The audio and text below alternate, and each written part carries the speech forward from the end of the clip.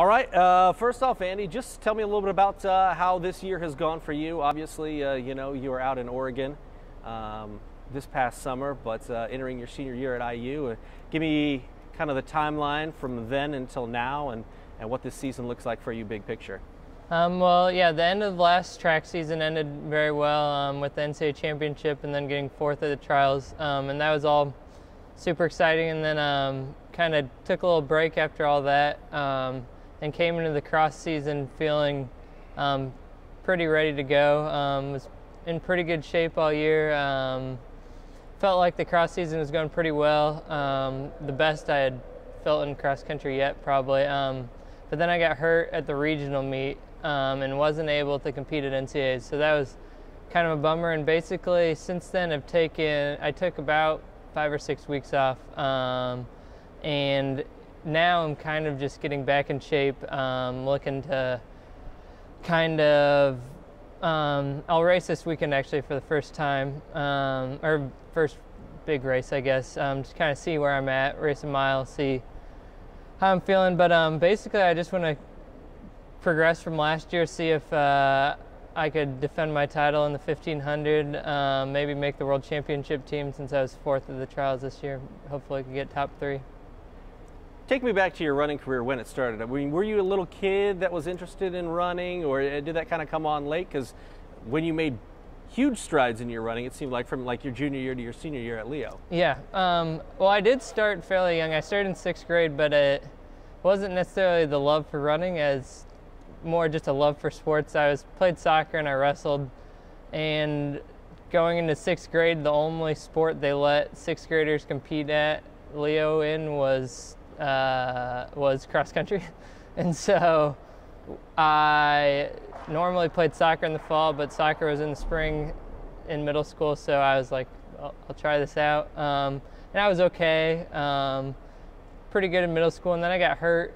I fractured my kneecap in 8th grade, and I feel like that set me back for a few years. But and then, yeah, I guess I'm what you'd call a late bloomer. I was okay all through high school, and then yeah, my cousin started helping coach me like between my junior and senior year, and that's kind of, he started adding some intensity and just did a lot of good things. And to build on, my other coaches at Leo were really good too, but he kind of added a different aspect. He had just come off running in college at Anderson and kind of had just brought some new elements to it that kind of helped out a lot and was a good transition to college.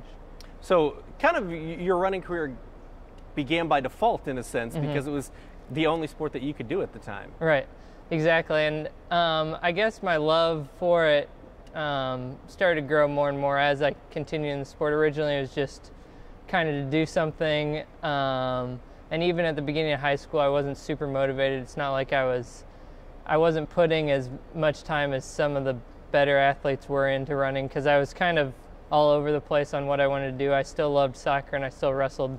I did all 3 of those sports till my sophomore year, and then kind of started realizing that running was kind of what I wanted to do, and started putting more effort and more time and kind of more heart into it.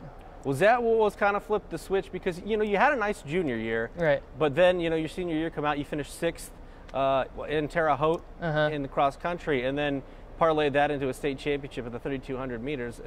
What was it, just time and dedication, or was there something that kind of flipped the switch competitively that said, you know what, I want to do this as high as I can possibly do it? Yeah, I think a little of both. I definitely started working harder, putting more miles in the summer and the wintertime when we aren't meeting for practice, kind of doing more on my own. But then with that came more like desire to win and desire to just do better.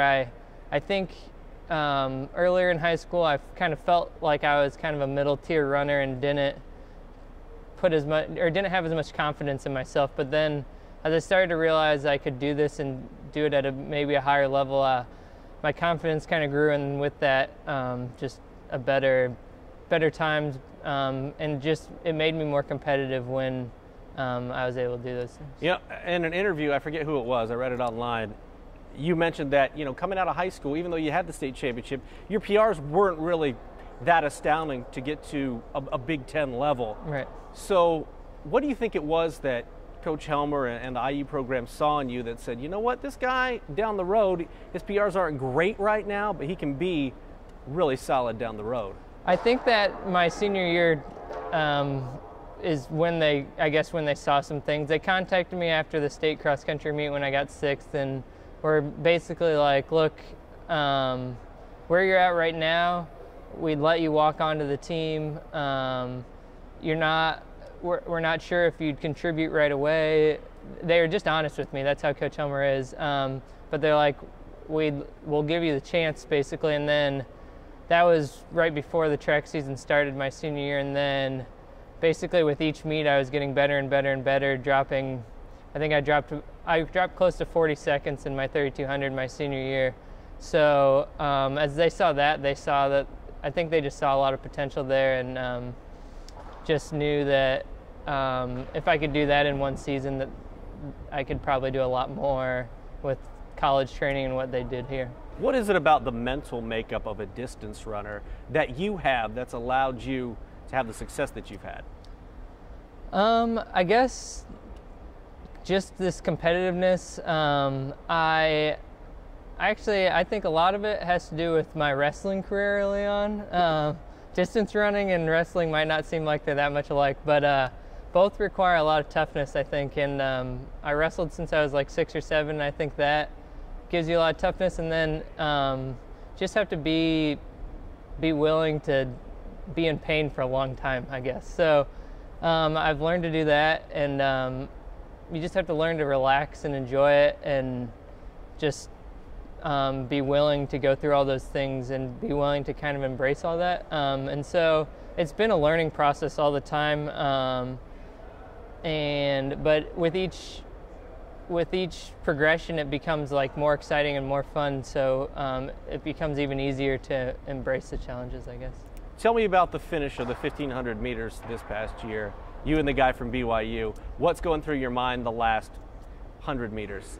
Well, I guess to start before that, I've lost about 3 or 4 NCAA championships by like half a second. So I've really have wanted to win one. And so I was really confident coming into the NCAA meet, knew I could do it. And so with 200 meters left, when he came around me, I was like, I'm going for this. I'm going to give it all I have. Not that I wouldn't have normally anyway, but it was very special to me. And so, I mean, the last 100 meters, we were basically neck and neck the whole time, and all I was thinking was make it to the finish line, make it to the finish line. You're better than this guy, basically, is what I had to tell myself, and didn't let up all the way, and won by 100th of a second. So, did you know immediately that it was you, or did you have to sweat it out? I felt like with a step left, I had kind of gotten a little bit on him, but then we both kind of tumbled to the line, and so I wasn't sure if something had changed, but I was pretty sure, but then was waiting till they put it up on the big scoreboard to start celebrating, I guess. Because you had been so close before, was that a point of validation for you for all the hard work that you'd put in? For sure. I mean, you can't be like super disappointed in yourself to be national runner-up when I was 2nd or 3rd a few times, but it's never like when there's always like a little, you're missing something by not winning. So it was definitely validation, definitely kind of feel like I had finally completed what I had been trying to do. Well, you parlayed that into a good summer out in Oregon. You finished 4th by a hair out there. So I know obviously you want to finish in the top 3, but I know that if the qualifying time, even if you finish the top 3, wasn't going to get you to the Olympics. But how much more confident, you are in the running at some point for the Olympics? It gives me a ton of confidence. It's weird because like a few years ago, it's like I felt like these guys, I was here and these guys are way up here, and to think that I'm competing with them now is pretty cool. And I guess going into the trials, I had barely made it into the trials because we hadn't really been chasing times all year. We had just been going and competing, and hadn't been going to races where you're just focusing on running fast. I'd just been focusing on trying to win races and stuff. So I barely made it into the trials, and then so really I felt like I had no pressure on myself. I just was there to compete, see what I could do, and I think that kind of helped. And decided I would just relax and try and mix it up with these guys. And I guess it proved to myself that I could if I just do relax and am confident in what I can do, I guess. So it was fun. It was a great experience, and I think it made it so coming into this year, I know I should be there and I should be able to get a top 3 spot. And it's not like I'm just running to be there. I'm running because I know I can make the team. Yeah, that's kind of my next question is, what do you see as the next 2, 3, 4 years for you? What's the plan for Andy Bear? I want to keep running. I guess we'll kind of see first how the next 3 or 4 months goes, and then hopefully we'll see. Hopefully I could sign a contract and kind of just continue what I'm doing.